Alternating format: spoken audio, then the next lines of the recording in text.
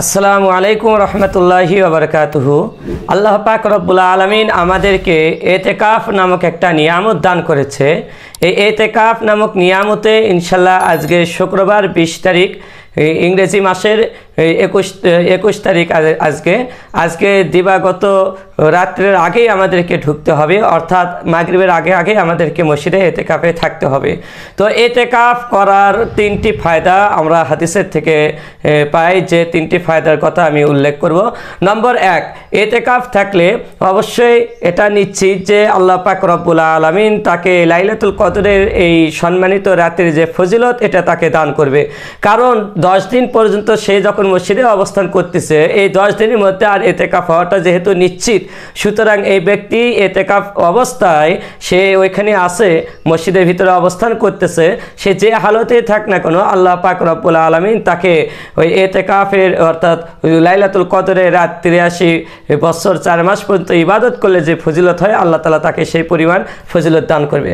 নম্বর 2, এতেকাফ করার দ্বারা যে ফজিলতটা হয়, আল্লাহ রসুল সাল্লাল্লাহু আলাইহি ওয়াসাল্লাম মারফুআন একটি হাদিস আল্লাহ রসুল সাল্লাল্লাহু আলাইহি ওয়াসাল্লাম বর্ণনা করেন যে ওয়ামানি ইতাকাফা ইয়াওমান ইবতিগা ওয়াজহিল্লাহি তাআলা জালাল্লাহু বাইনাহু ওয়া বাইনান নারি সালাসা খনাদিকা আবাদা মা বাইনাল খাফিকাইন।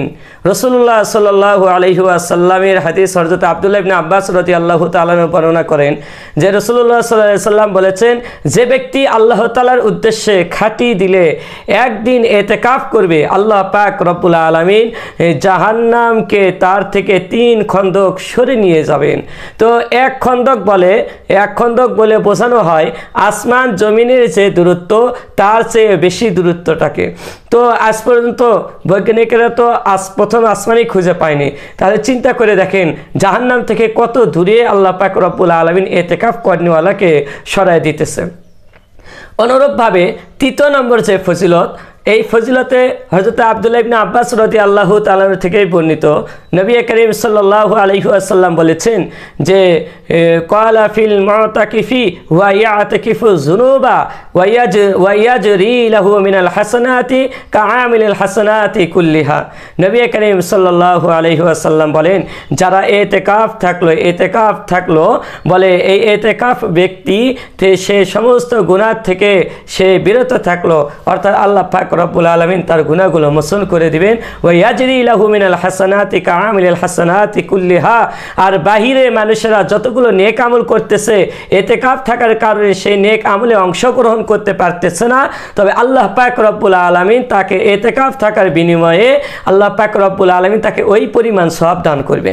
তো আমরা এই হাদিস থেকে আমরা বুঝতে পারলাম যে আল্লাহ পাক রব্বুল আলামিন 10 দিন এতেকাফ করলে আল্লাহ পাক রব্বুল আলামিন তাকে 30 খন্দক জাহান্নাম থেকে আল্লাহ পাক রব্বুল আলামিন তাকে কি করবে, সরাইয়ে দিবে। আর নম্বর 2, আল্লাহ পাক রব্বুল আলামিন তার সমস্ত গুনাহগুলো মোচন করে দিবেন। নম্বর 3, আল্লাহ পাক রব্বুল আলামিন বাহিরে যারা কাজ আমল করতেছে তাদের সম পরিমাণ আল্লাহ তাআলা তাকেও সওয়াব দান করবেন। আর নম্বর 4, আল্লাহ পাক রব্বুল আলামিন তাকে লাইলাতুল কদরে রাত্রি জাগরণ করার যে সওয়াব হয়, এই সওয়াবটা আল্লাহ পাক রব্বুল আলামিন তাকে দান করবেন।